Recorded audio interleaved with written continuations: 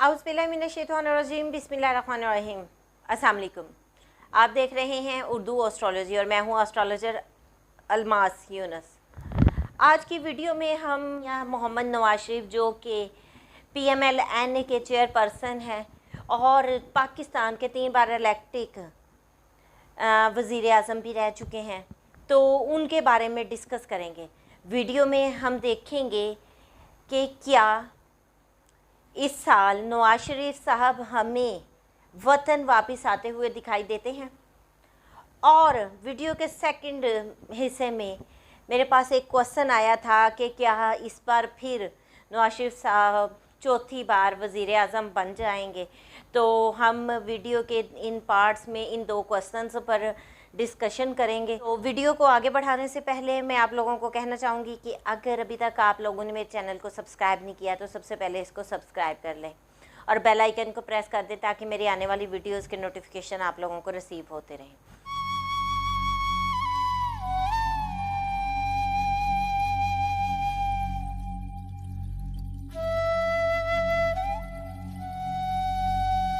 अब हम बात करते हैं मियाँ मोहम्मद नवाज शरीफ साहब के ज़ायचा पे।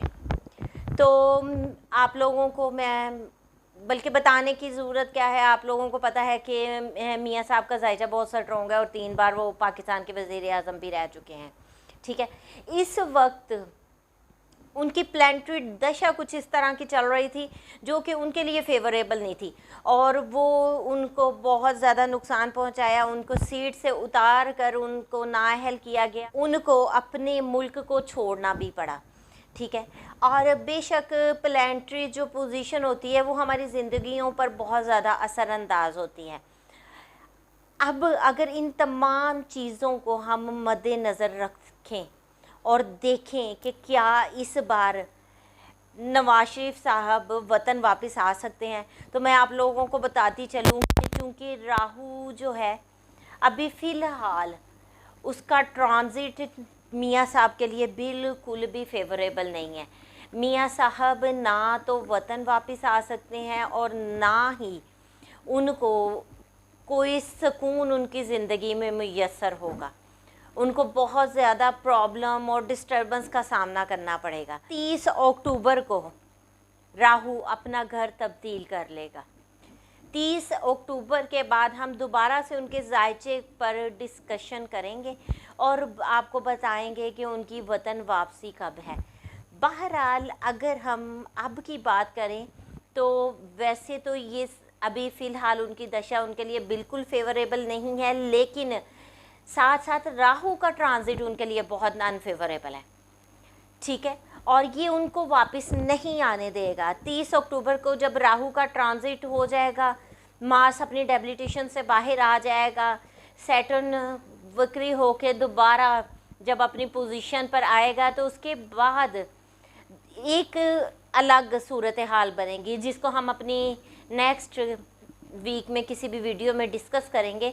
तो अगर मैं पेशगोई की तरफ बढ़ूँ तो मुझे 30 अक्टूबर तक नवाज शरीफ साहब वतन वापस आते दिखाई नहीं देते हैं। अब हम बढ़ते हैं वीडियो के दूसरे हिस्से की तरफ कि 3 बार पाकिस्तान के इलेक्टिक वज़ीर आज़म मियाँ मोहम्मद नवाज शरीफ साहब क्या इस बार फिर वज़ीर आज़म बनेंगे। तो मैं आप लोगों को पहले भी बता चुकी हूँ कि नवाज शरीफ साहब की जो प्लानिटरी पोजीशन है, जो दशा है, वो बहुत उनके लिए फेवरेबल नहीं है। फ़िलहाल 2023 और 24 में मियाँ मोहम्मद नवाज शरीफ साहब मुझे वज़ीर आज़म बनते दिखाई नहीं देते हैं। उनको अपने मुखालिफिन की तरफ से बहुत ज़्यादा नुकसान पहुँचेगा। अब एक बात वाज़े करती चलूँ कि चूँकि एक PDM बनी, PDM जो बनाई गई वो नवाज शरीफ साहब की पार्टी को बहुत ज़्यादा गिरा गई। मैंने जब ये PDM बनी थी उस वक्त अपनी वीडियो में डिस्कस किया था कि PDM के बनने का सबसे ज़्यादा फ़ायदा पीपल पार्टी को मिलेगा और सबसे ज़्यादा नुकसान में PMLN जाएगी। आप देख लें इस वक्त पीपल पार्टी जो है वो PMLN की बजाय बहुत मज़बूत है और PMLN जो है इस वक्त बहुत ज़्यादा कमज़ोर हो गई है।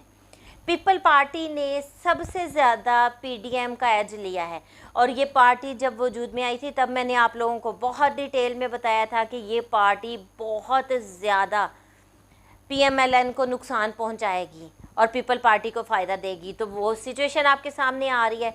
अगर इस वक्त दोनों पार्टीज़ का मुआजना किया जाए, PMLN का और PPP का मुआजना किया जाए, तो इस वक्त PPP यानी कि पाकिस्तान पीपल पार्टी हमें ज़्यादा मजबूत दिखाई देती है, जबकि पाकिस्तान मुस्लिम लीग नून इस वक्त बहुत कमज़ोर है। 2023 और 24 में अगर इलेक्शन होते हैं तो मुझे मियां मोहम्मद नवाज शरीफ साहब वज़ीर आज़म की सीट पे नज़र नहीं आते।